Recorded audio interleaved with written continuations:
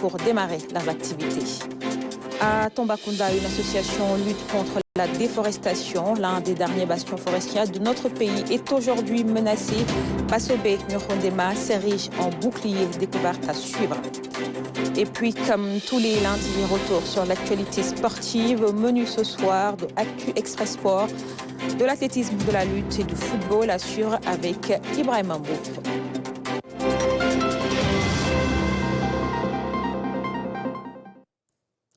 120 milliards de francs CFA, c'est la somme prévue pour résoudre les problèmes à court terme des universités publiques du Sénégal. Annonce faite par Dr Abdourahmane Diouf, le ministre de l'Enseignement supérieur, de la Recherche et de l'Innovation, était en visite à l'université Gaston Berger de Saint-Louis, Diana Badia. Le ministre de l'Enseignement supérieur, de la Recherche et de l'Innovation était à l'université Gaston Berger de Saint-Louis. Les doléances listées ici sont plus ou moins identiques à celles des autres universités déjà visitées. Manque d'eau ou de connectivité, retard dans l'exécution des chantiers, des conditions sociales et pédagogiques qui sont loin d'être les meilleures. Des difficultés imputées en grande partie à l'insuffisance du budget. Il y a eu une erreur de départ qui a fait que nous sommes dans une année où toutes les universités fonctionnent au ralenti parce que les budgets n'ont pas été donnés à la valeur attendue. Donc le problème, ce n'est ni le recteur, ni le ministre, ni le directeur du CROUS. C'est un problème à la limite structurel pour l'année 2024. Pour cela, nous sommes en train d'y travailler. Vous voyez que depuis ma prise de fonction, je consulte tout le monde. On a fini le diagnostic situationnel. On se rend compte que nous avons un problème de 120 milliards pour régler les problèmes de l'université à court terme. Quand je dis à court terme, c'est d'ici la rentrée d'octobre 2024. Au-delà du budget global, on a ici un problème de chantier. Mais vous verrez aussi que la plupart des chantiers, que ce soit les chapiteaux qui sont déjà terminés, qu'il faut juste réceptionner pour pouvoir y faire des cours magistraux pouvant accueillir jusqu'à 1500 étudiants.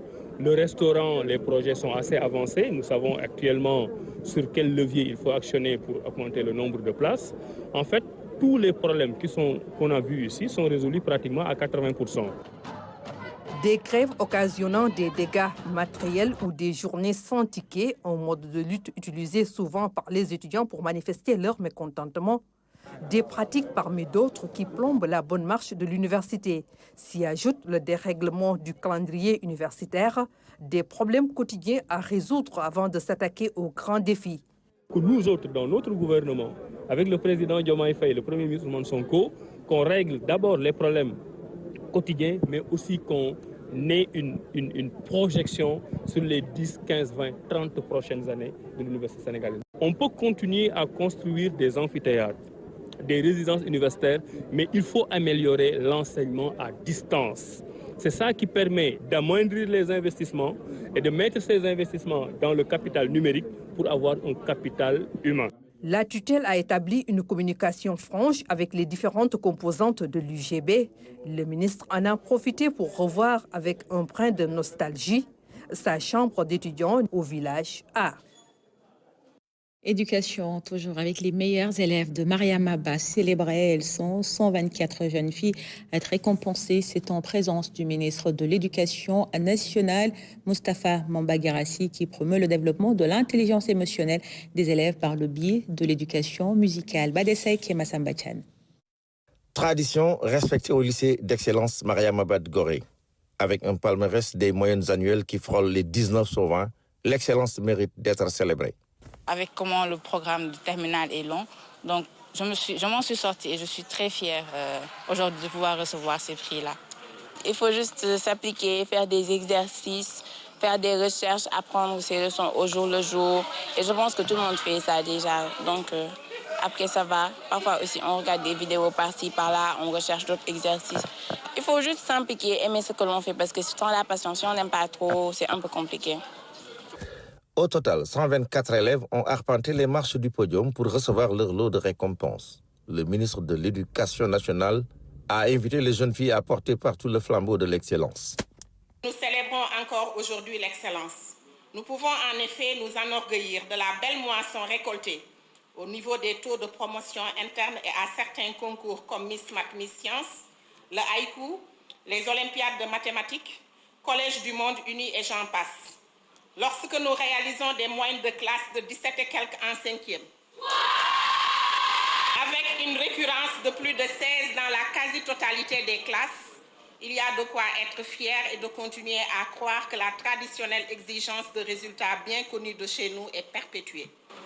Vous avez emprunté la voie de l'excellence et avez prouvé que l'esprit n'a point de sexe. Je vous exhorte à y rester pour que, dans un futur proche, vous puissiez aider votre cher pays à relever les défis du développement durable. Les harmonies de la connaissance, plaidoyer pour une éducation musicale intégrée et valorisée, thème de la présente édition. Une occasion pour la communauté éducative de souligner l'intérêt de l'éducation musicale dans les enseignements et apprentissages. La raison ne développe pas l'empathie, ne vous connecte pas à votre communauté. Mais avec la musique, avec l'art, vous développez cette autre forme d'intelligence, donc l'intelligence émotionnelle, qui vous amène à mieux comprendre ce qui se passe chez l'autre, à vous connecter à votre environnement, à votre passé, à votre futur, aux arbres, aux oiseaux, au jardin, à votre maman, à la langue, à votre environnement de façon générale.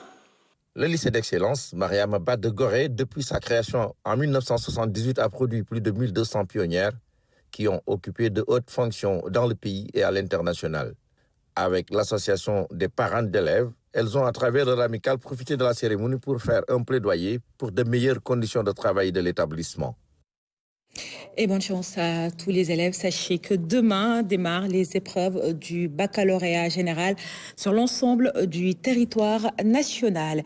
Et c'est fini pour l'édition 2024 de la Semaine nationale de l'enfant ouverte à Kaffrine. Elle a été clôturée ce 29 juin à Dakar. Cette 36e édition a été un moment fort de plaidoyer en faveur des droits des enfants. La réflexion a porté cette année sur la qualité et l'accès à l'éducation. Moukalsoum Sall. Le ministre de la Famille et des Solidarités en communion avec les enfants dans le BRT.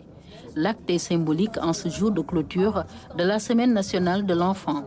Point de chute, Padoua, commune à l'honneur cette année pour la cérémonie officielle.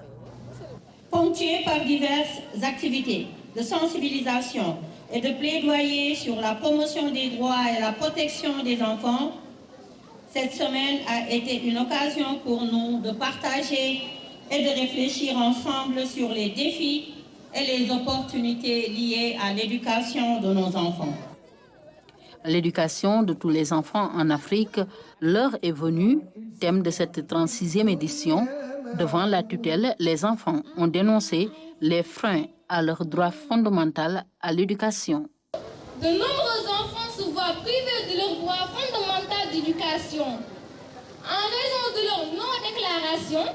À la naissance, des milliers d'enfants ne peuvent pas aller à l'école faute d'acte de naissance. Il y a nos pères vivant avec un handicap qui rencontrent d'énormes difficultés pour accéder à une éducation adaptée à leur situation. Les écoles ne sont pas souvent équipées pour les accueillir. Certains de nos camarades sont dans la rue alors qu'ils devaient être dans les daara ou même en famille. La qualité de l'éducation reste encore un problème majeur.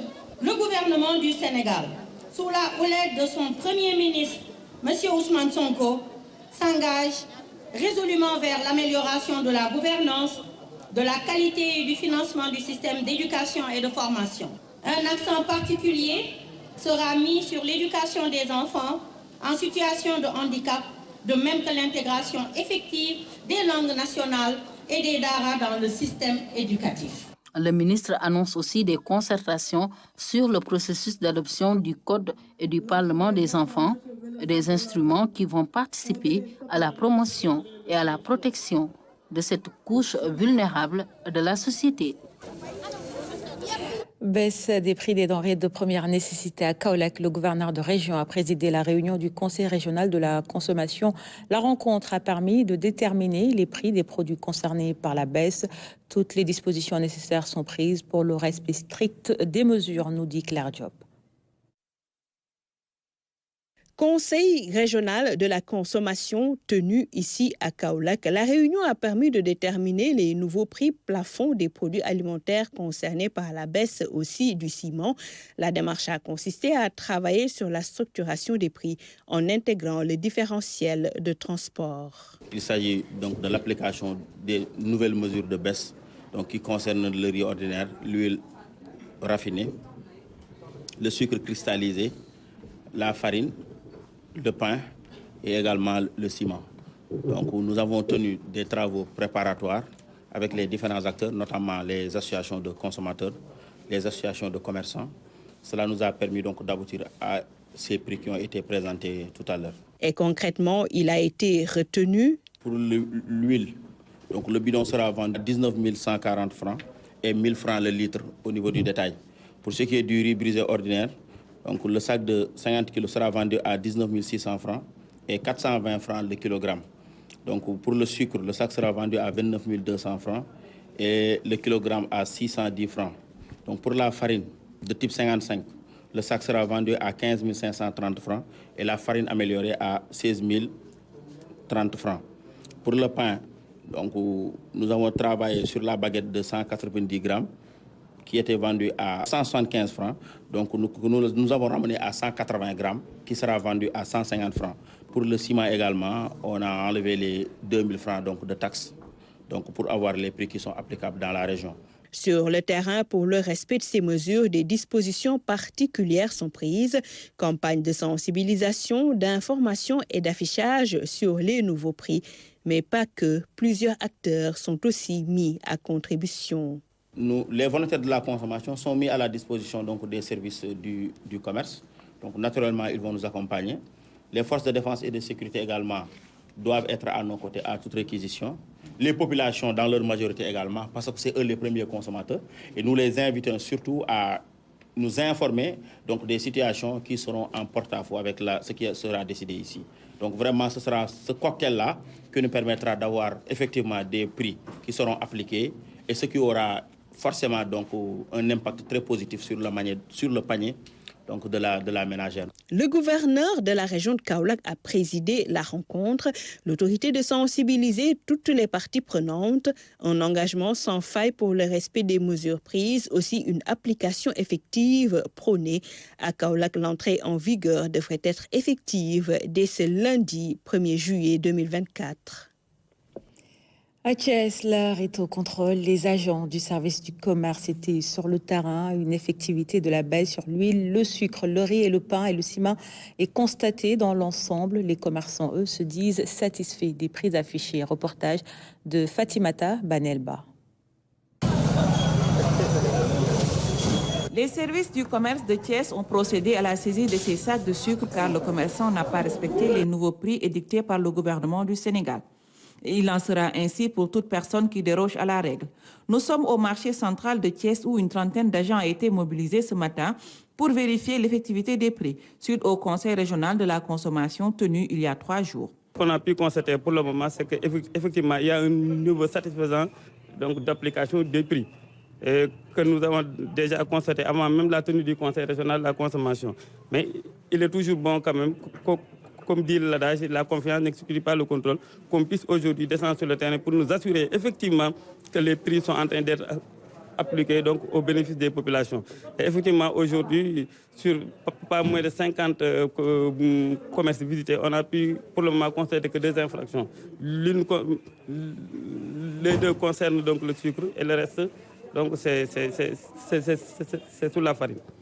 La plupart des commerçants rencontrés sur le terrain saluent l'initiative prise par le gouvernement du Sénégal et ils comptent bien respecter les nouveaux prix au plus grand bonheur des consommateurs. La présence du service de commerce, ça nous réconforte. Dans le temps, quand vous voyez le service de commerce, c'était autre chose. Donc ça faisait... Voilà. Donc tu te plaignais à Nini. Mais maintenant, on sent le service de commerce qu'ils viennent pour nous aider à mieux travailler notre commerce. La semaine dernière, j'avais un stock que je n'avais pas encore. Donc, il fallait que j'écoule ce stock pour que je puisse commencer le nouveau prix. Cependant, une légère tension est notée sur le prix du sucre cristallisé, mais le chef de service du commerce rassure que tout va rentrer dans l'ordre. Ici, à Thiès, il n'y a pas d'importation. Nous n'avons que 3 stades de commerce. le stade gros, le stade demi-gros et le stade détail. Et le forfait le différentiel de transport ainsi que les marges ont été appliquées en fonction donc, de ces 3 stades. Le problème, c'est qu'il y a des commerçants qui veulent être à la fois donc, grossistes, demi-grossistes et détaillants. Et ce que la loi interdit formellement. Donc, s'ils se réfèrent, donc, ils respectent donc, le stade de commerce, il ne saurait y avoir de difficultés par rapport donc, à la... Parce que les marges bénéficiaires, aussi bien les marges bénéficiaires que le différentiel de transport a été appliqué sur les prix de façon consensuelle. Dans une mutualisation des forces et des moyens, les agents du service de commerce comptent se déployer dans les grands quartiers et autres départements de la région de Thiès. Et en cas de constatation de non-respect de la loi, une saisie du produit sera tout simplement effectuée. Partons maintenant en Casamance, dans le sud, où provient 90% de la production de noix d'anacarde.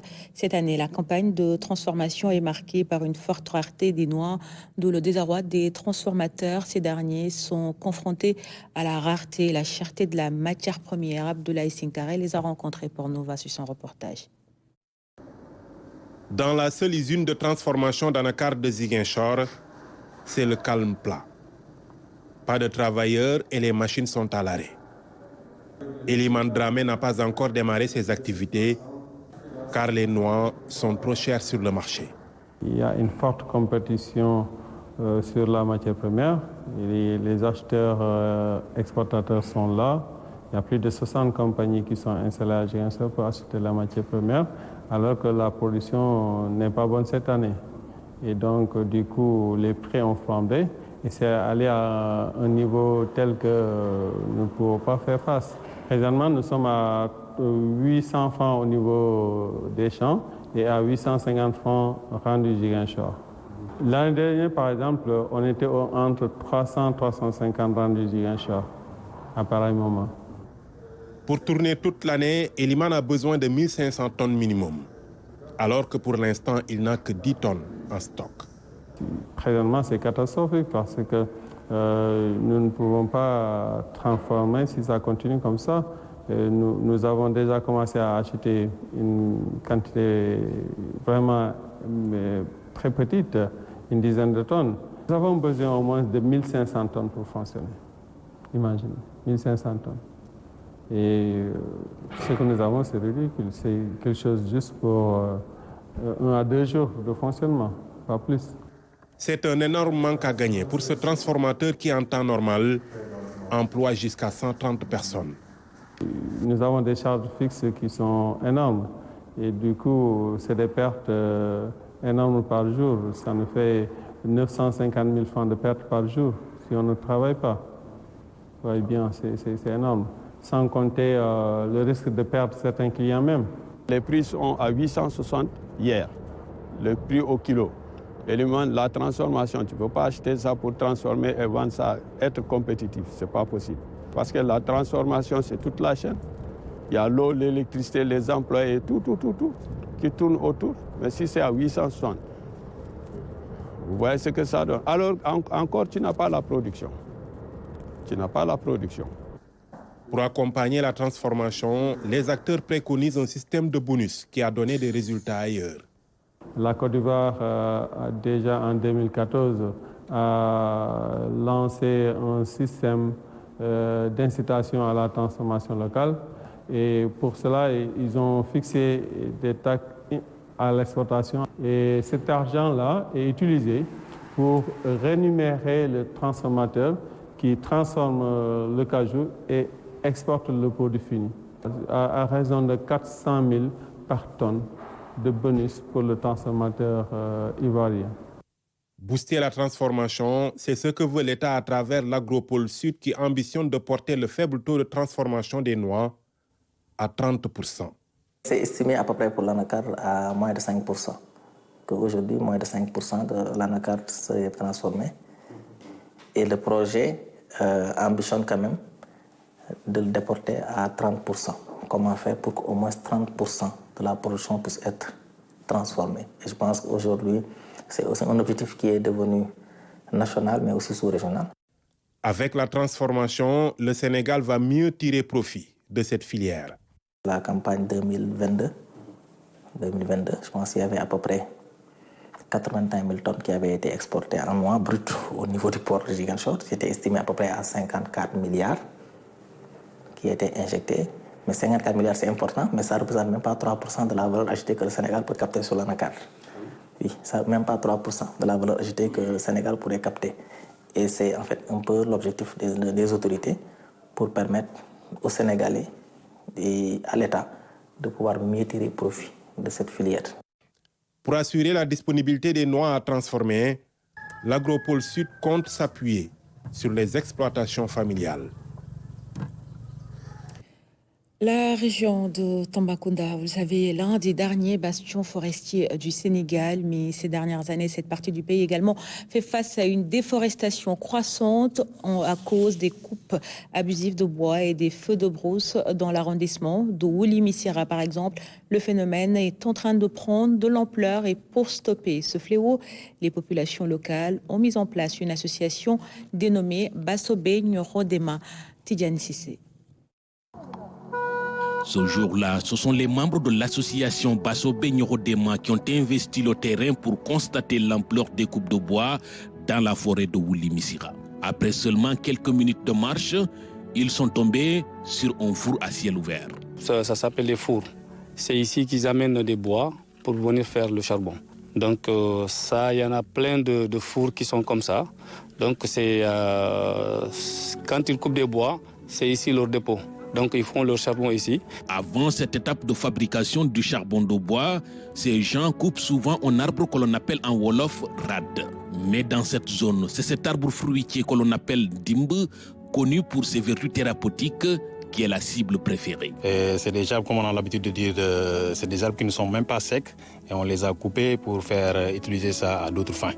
C'est inquiétant dans la mesure où vraiment la forêt de Missira, de l'est à l'ouest, du nord au sud, c'est comme ça, le constat est général et c'est partout. Il n'y a plus de bois, c'est presque fini. Donc si on continue comme ça, ils sont en train de créer une désert chez nous. C'est une catastrophe environnementale, c'est vraiment le mot. Parce que ces gens-là, c'est des ennemis de la nature. Dans le Sénégal oriental, ce n'est pas seulement Woulimissira qui est confronté à cette déforestation grandissante. Dans la zone du Boundou également, des localités comme Djanké-Maran, Bani ou Bani Israël s'inquiètent aussi de cette pression croissante exercée sur les ressources forestières. Nous sommes nés ici et avons grandi ici. Ce qui se passe dans nos forêts en ce moment, c'est un désastre environnemental. Personne ne peut compter aujourd'hui le nombre de camions qui sortent de nos forêts aujourd'hui par jour. Avec le nouveau gouvernement, nous espérons qu'il y aura un changement quand même, que ça s'arrête. Nous disons non à la coupe de bois. Nous demandons aussi à la jeunesse de faire des reboisements, et de conscientiser ceux qui sont en train de couper et d'arrêter de couper. Depuis 1982, nous avons engagé ce combat, mais on n'a jamais eu le résultat escompté. Je salue cette mobilisation pacifique. J'espère que les autorités vont prendre des mesures après cette marche. Rareté de la pluie, réchauffement climatique, perte de la biodiversité, Woulimissira a pour aujourd'hui de toutes ces conséquences qui peuvent découler de la déforestation. C'est pourquoi les populations ont organisé cette manifestation pacifique pour alerter les nouvelles autorités étatiques sur l'ampleur du phénomène. On interpelle Monsieur le Président Bassirou Diomaye Diakhar Faye et son Premier ministre et le ministre de l'Environnement. Maintenant, notre combat, c'est quoi? C'est de lutter contre la déforestation. Interpeller l'État du Sénégal et les pouvoirs publics sur la nécessité d'amplifier des mesures à la fois préventives, correctives, pour arrêter le fléau. Après cette manifestation pacifique, les populations locales ont remis un mémorandum au sous-préfet de l'arrondissement de Missira, un document avec une série de mesures destinées aux hautes autorités étatiques. L'objectif pour les manifestants est d'inciter ces dernières à mettre un terme à cette déforestation croissante et à la question des feux de brousse. Retour à Dakar, où les activités de nettoiement des plages et fonds marins initiées par Waka Sénégal se poursuivent après la baie de Hann. C'est autour de la plage d'Okul de Rufisque. Dans ces eaux, plus de 20 tonnes de déchets ont été collectés. Le projet d'investissement pour la résilience des zones côtières en Afrique de l'Ouest lutte ainsi contre la pollution en mer. Amadou Diallo. À notre arrivée, ce sont les plongeurs marins qui nous accueillent. Nous embarquons en leur compagnie, laissant derrière nous la plage de Djokoul. Nous naviguons à toute vitesse vers l'océan. Après quelques miles parcourus, nous nous arrêtons au milieu du Grand Bleu. Cette zone de Rufisque fait partie de l'aire marine protégée de Gorée qui s'étend jusqu'au Cap Manuel. Peu après débute la pêche des déchets des fonds marins. Les plongeurs ramènent à la surface une quantité importante de filets abandonnés et nocifs à l'écosystème. De retour à la plage, la cargaison est déchargée sous le regard stupéfait des populations de Djokoul. On félicite au passage les plongeurs, vraiment qui ont pris l'engagement sans rien demander. On va continuer aussi de sensibiliser les acteurs, de ne pas aussi salir, de ne pas aussi polluer. Parce que quand on parle de pollution en mer, ce n'est pas bon non seulement pour la pêche, mais ce n'est pas bon pour l'environnement. Dans cette place, 2 jours derrière, tu ne pouvais même pas rester ici. Aujourd'hui, les habitants de ce quartier, quand ils veulent aller se baigner, ils n'ont qu'à aller jusqu'à 500 mètres loin du quartier. Aujourd'hui, ils peuvent tous se baigner ici parce que la plage est propre et de sensibiliser les populations de ne pas mélanger l'eau et les déchets parce que ça ne crée que de l'insalubrité. La plage de Djokoul et ses alentours sont nettoyées de fond en comble. Waka Sénégal n'a pas lésiné sur les moyens pour une réussite des opérations. L'organisation de cette journée de nettoiement rentre dans le cadre d'un partenariat entre le projet Waka et l'AMP de Gorée, lequel partenariat qui a pour but aussi d'améliorer la salubrité, la propreté, mais aussi l'hygiène des plages, mais aussi l'hygiène des fonds marins. Aujourd'hui, nous avons pu au total collecter en l'espace de 5 heures de travail, collecter plus de 20 tonnes de déchets, composés de déchets de toutes sortes, mais aussi des filets qui sont abandonnés en pleine mer, et lesquels filets aussi piègent et tuent les animaux, des milliers d'animaux en mer, mais aussi libèrent des particules plastiques qui continuent de polluer la chaîne alimentaire. Aujourd'hui, nous avons attaqué donc le fond marin parce que les déchets qui sont au niveau donc du fond marin étouffent les zones de nurserie donc des poissons, ce qui est un danger et ce qui participe donc à la raréfaction aussi de la ressource. Le projet Waka et l'aire marine protégée de Gorée s'engagent à améliorer la salubrité et l'hygiène des plages et des fonds marins, particulièrement dans les zones d'intérêt majeur pour la sauvegarde de la biodiversité et les points de baignade. Il s'agit avant tout de léguer un environnement sain aux générations futures. Opération Walou Touba Sakanam. Pendant 3 jours, des activités de curage ont été réalisées par la mairie, l'ONAS et les délégués de marché. Ils ont nettoyé toutes les canalisations et fermé et ouvert du marché Ocas de Touba. Le but est de lutter contre les inondations et réduire les risques de débordement des bassins. Luis Bizza. L'Office national de l'assainissement du Sénégal décrète 72 heures de curage des caniveaux dans la ville sainte de Touba. L'opération mobilise les agents de la commune, la préfecture, les daïras, les marchands ambulants, les plombiers ainsi que 50 agents de l'ONAS. C'est très utile et nous pensons que si on multiplie ces opérations d'ici l'hivernage, nous pourrons passer un hivernage paisible. Nous tirons les plots à canal bi amoon na ko ci salte rek digënté bobu ubbi nañu ko dindi la fay mbalit yépp. Nous avons ouvert le canal, nous avons enlevé toutes les ordures. Nous avons très bien nettoyé. Ces opérations ont concerné l'axe appelé Tali Ndiouga Kébé, Pencum Serigne Mbacké Madina, sans oublier les alentours du marché Ocas. Lu fi nekkoon ci salte wala suuf bu duggoon ci réseau bi lépp yàlla dogal na ni dindi nañ ko. Tey ji nag ñu xëy tase si fii ci marché Ocas. Ces opérations de curage ont démarré à la corniche Serine Cheikh Saliou, en passant par le domicile de Serine Muntara jusqu'à l'épicerie Serine Abdou Fattah. Il s'est agi d'ouvrir les regards d'égout et de les curer tout simplement. Nous sommes également sur le point de marché Ocas, de Darou Minam, de Djanatul Mahwa, de Petrolis, etc. Tous ces points-là, nous allons les curer un à un. Et nous voulons également répéter même l'opération peut-être probablement avec la journée d'ici, c'est le Souloureu que le président Bassirou Diomaye Faye a lancé. Mais également, le premier safar également, dans le cadre de Mbalem Touba, nous allons également refaire la même opération pour mieux préparer l'hivernage. Au marché aux Casses de Touba, les camions hydrocureurs ont aspiré toutes les canalisations. Une mobilisation pour une prévention des risques d'inondation. Nous sommes fiers et soulagés car sans le curage, le marché sera impraticable lors de l'hivernage.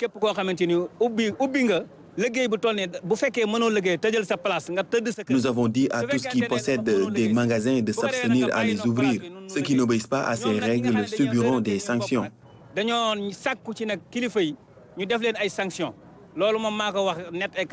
Pour lutter contre l'incivisme de certains citoyens, l'ONAS réfléchit sur un dispositif de surveillance qui permettra de suivre tout ce qui se passe dans les rues et les marchés. Car curer c'est bien, ne plus mettre les déchets dans les égouts, c'est encore mieux. L'Association des juristes sénégalais a officiellement lancé la célébration de ses 50 années d'existence. Une conférence de presse a été organisée, occasion de revenir sur les réalisations, des défis et perspectives de la structure. Dame Silla pour le compte-rendu. La célébration du 50e anniversaire de l'Amicale des juristes sénégalaises symbolise des années de lutte constante d'éminentes femmes juristes engagées avec motivation et détermination dans la promotion, la protection et la vulgarisation des droits humains. Le thème général de notre célébration, c'est justement environnement et sécurité, deux défis majeurs pour les femmes et les enfants. Pourquoi? Parce que nous sommes à une époque où justement les questions environnementales et les questions de sécurité sont des questions de l'heure. Et je pense qu'il est temps que l'AJS se penche sur ces questions, vues sous l'angle du genre, c'est-à-dire leur impact sur les femmes et les filles. Et c'est une réflexion à mener et nous comptons la faire au cours de ces 50 ans. Pour rapprocher la justice des justiciables, l'Amicale des juristes sénégalaises a mis en place des boutiques de droit dans cette région du Sénégal. La structure travaille aussi avec différents acteurs qui servent de relais au niveau local. Les boutiques de droit sont des centres d'accueil, d'écoute, de conseil et de proximité pour les populations. Les boutiques permettent d'accueillir les victimes de violences, mais également toute personne, homme ou femme, qui souhaite avoir des conseils juridiques, qui sont gratuits, parce que les conseils sont gratuits, de sorte que n'ayant pas la possibilité d'aller peut-être devant des conseils juridiques payants ou des structures payantes, elles puissent au moins avoir la satisfaction de voir leurs problèmes résolus quand elles se présentent aux boutiques. Que ce soit des questions juridiques de droit de la famille, de droit du travail, de droit fiscal, ou tout simplement des questions de violence, et ce sont les questions d'ailleurs les plus nombreuses. L'Amicale des juristes sénégalaises constitue aujourd'hui une source d'influence dans la définition des politiques publiques en matière de droits des femmes. Elle se positionne comme l'une des organisations incontournables dans l'environnement des droits des femmes et des enfants. Comme tous les lundis, nous vous proposons un round-up de l'actualité sportive, Actu Sport Express, juste après ceci.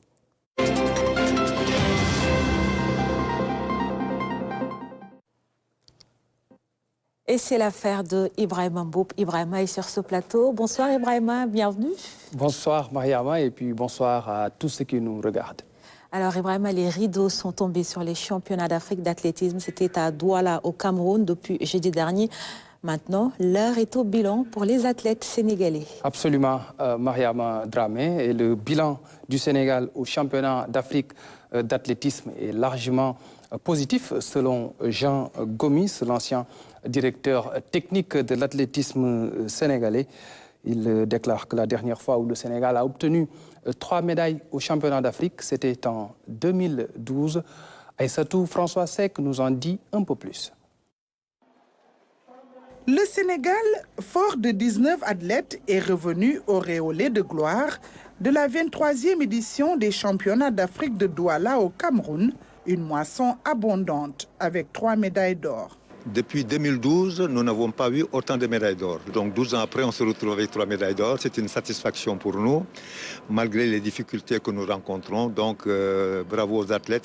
Premier à faire retentir l'hymne national du Sénégal, Cheikh Tidiane Diouf, avec un chrono de 45 secondes 23, le pensionnaire de l'AS Douanes a survolé le 400 mètres plat. À 29 ans, il devient champion d'Afrique pour la première fois de sa carrière. Voilà un athlète qui est capable très rapidement de battre le record de notre grand champion Amadou Gakou qui est de 45,01, qui date de 1968 aux Jeux Olympiques de Mexico. Louis-François Mendy monte sur la plus haute marche du podium. Il décroche l'or du 110 mètres et avec un chrono de 13 secondes 48. Avec sa performance, il est actuellement non seulement la médaille d'or, mais d'une manière intégrale, le meilleur africain. C'est vraiment le leader du 110 mètres et africain. Donc, nous comptons sur lui et s'il arrivait en finale, c'est une très très grande satisfaction. Salih Sarr, 21 ans, triomphe au triple saut et s'empare de la médaille d'or avec ses 14 mètres 06. Elle est très jeune, elle fait une performance que Kendo à son âge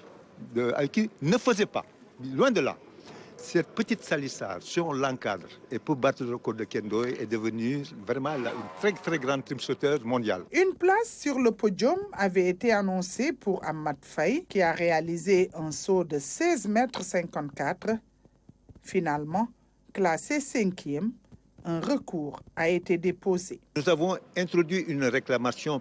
La Confédération va voir cela de très près. S'il est avéré que Ahmad est effectivement 3e, donc les choses vont revenir à la normale. Avec ces 3 médailles d'or, le bilan est satisfaisant pour le Sénégal à l'approche des Jeux Olympiques de Paris. Le seul qualifié que nous avons pour avoir réussi à atteindre le standard de qualification, c'est Louis-François Mendy. Bon, maintenant nous avons Cheikh Tidiane Diouf et Salih Sarr avec leur titre de champion et de champion d'Afrique. Peut-être que cela va pouvoir passer, mais il faut qu'on laisse le temps à la fédération de voir concrètement ce qui va se passer. En attendant, la Fédération sénégalaise d'athlétisme prépare les futures échéances et en appelle à l'implication de tous. Et vraiment, nous restons sur les pistes avec la belle performance de Mamadou Fall Sarr au 100 mètres. Mamadou Fall Sarr a battu le record du 100 mètres qu'il avait déjà égalé lors des Jeux de la francophonie. Il a fait tomber le record national avec un chrono de 10 secondes 16. C'était vendredi lors du meeting de Cognac en France. Le record du 100 mètres était détenu par Omar Loum depuis 2002. Ça faisait quand même 22 ans. L'autre bonne nouvelle, c'est la qualification de Youssoupha Diouf aux Jeux paralympiques. Il fait du javelot. Allez, maintenant, on va changer de discipline pour s'intéresser au football avec la finale de la Ligue amateur entre l'AS Kaffrine et l'AS Saloum. La finale de la Ligue amateur a eu lieu samedi au stade Iba Gueye de Mbacké. L'AS Saloum a remporté le trophée devant l'AS Kaffrine. Tout s'est joué au tir au but 7-6. Suivons le résumé du match avec Fatoumata Savané. L'ASC Saloum s'adjuge le trophée de la Ligue amateur de football dans un derby face à l'ASC Kaffrine ce samedi au stade municipal de Mbacké. Les Saloum ont remporté la coupe à l'issue des épreuves fatidiques des tirs au but 7-6 après un match nul, un but partout. Un début de match poussif entre les deux formations devant les nombreux supporters venus de Kaffrine et de Kaolack. En première mi-temps, 0-0. De retour des vestiaires, ce sont les protégés de Sélédiens qui s'illustrent en premier avec une ouverture du score à la 83e. Il est signé Aliou Seck. Dans un jeu collectif, les adversaires, dans la dernière minute de temps additionnel, égalisent un but partout. Au coup de sifflet final, il fallait donc départager les deux équipes par les épreuves de tir au but. Remercier vraiment vivement les Kaolackois qui m'ont soutenu vraiment durant les 27 matchs. Aujourd'hui, c'est la finale. On a gagné grâce à Dieu. L'objectif, tout le monde le sait, c'est de monter en Ligue 1. Une finale à l'allure d'une fête pour les jeunesses de Kaolack et de Kaffrine. Je crois qu'aujourd'hui, c'est le football qui a gagné. C'est le football amateur qui a gagné. Je dois féliciter l'ASC Saloum. Et je crois que Mbacké, au-delà d'être le département le plus peuplé au Sénégal, a montré que c'est un département de football, a montré que c'est un département de sport. Et je crois fondamentalement que ça va inspirer les autres départements du Sénégal à faire les mêmes efforts.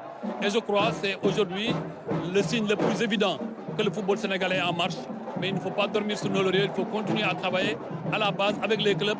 L'AS Saloum succède ainsi à Niary Tally au palmarès du National 1. Les poulains de Diadji Sall réussissent un exploit. La vice-championne l'AS Kaffrine accompagnera donc l'AS Saloum en Ligue 2 avec l'Étoile Lusitana, l'AS Bambey, l'AS Cambérène et les Gazelles de Bignona. Vraiment, c'est la période des vacances pour les footballeurs et l'international sénégalais Pape Matar Sarr en a profité pour un retour aux sources. Oui, Fayako, c'est son village d'origine. Il se situe dans les îles du Saloum. Pape Matar Sarr s'y est rendu et compte aider davantage la localité. Il a aussi saisi l'occasion pour magnifier la riche culture des Sérères. C'est un reportage signé Abdoulaziz Ban. Un accueil chaleureux à Fatick pour l'international sénégalais Pape Matar Sarr. Ensuite, cette rencontre avec le monde sportif de la région en présence des dirigeants et joueurs des différents clubs. Cap ensuite sur Fayako à bord de pirogue. Dans cette localité des îles du Saloum, la délégation est accueillie dans une ambiance des grands jours.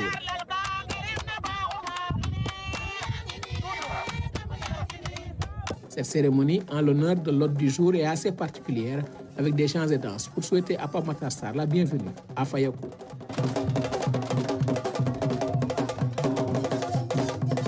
Fayako, c'est mon village, c'est là où sont nés mes grands-parents, tu vois. Moi, je suis parti là-bas quand j'étais jeune, tu vois.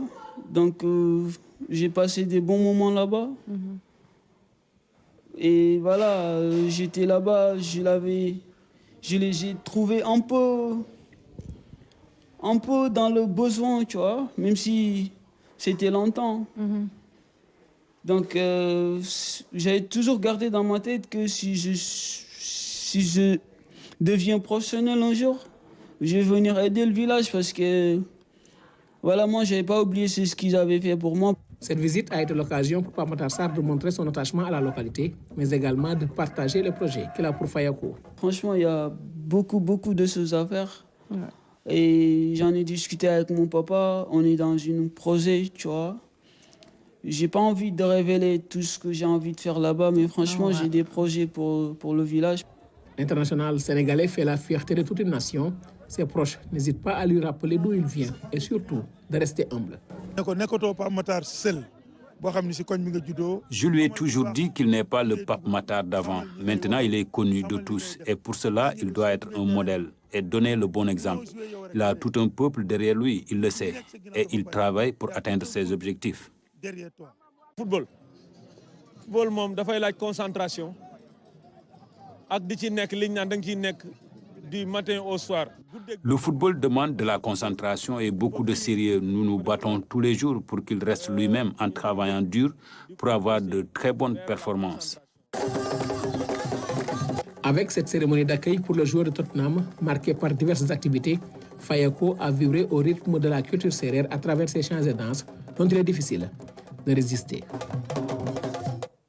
Par contre, vraiment, les footballeurs européens ne sont pas en vacances parce que l'Euro 2024 se poursuit toujours en Allemagne et la Belgique s'est fait éliminer cet après-midi par son voisin de la France. C'était un derby et à la fin du match, les supporters belges sont restés groggy en tribune. La Belgique donc éliminée par... Et les Bleus qui avancent doucement mais sûrement. Ouais, qui ne prennent pas beaucoup de buts et qui marquent sur... les occasions franches qu'il se procure. Attention à cette équipe de France, surtout avec Didier Deschamps, on le sait, c'est un coach qui a beaucoup de baraka. Très bien. Et pour terminer, Ibrahima, revenir sur les rendez-vous sportifs à suivre sur la RTS. Vous pourrez suivre Guéoubi avec Doudou Mbaye après ce journal de 20h. Il reviendra sur les grandes affiches de lutte d'hier à l'arène nationale, notamment sur la défaite de Gris Bordeaux face à Ama Baldé. Après Guéoubi, place à Galaxy Sport avec 3 invités. Famara Diédhiou, international sénégalais, champion d'Afrique en 2022. Nala Socéfal, entraîneur d'athlétisme, docteur en psychologie du sport. Et puis Éric Favre, c'est un promoteur, fondateur du Festival de sport et de santé, un festival qui se tiendra à partir de samedi prochain. Merci beaucoup Ibrahima pour Actu Sport Express de ce lundi. Ça a été un plaisir. Et après tout ce programme cité par Ibrahima Mboup pour retrouver la dernière édition, après tout ça, bonne soirée, à tout à l'heure.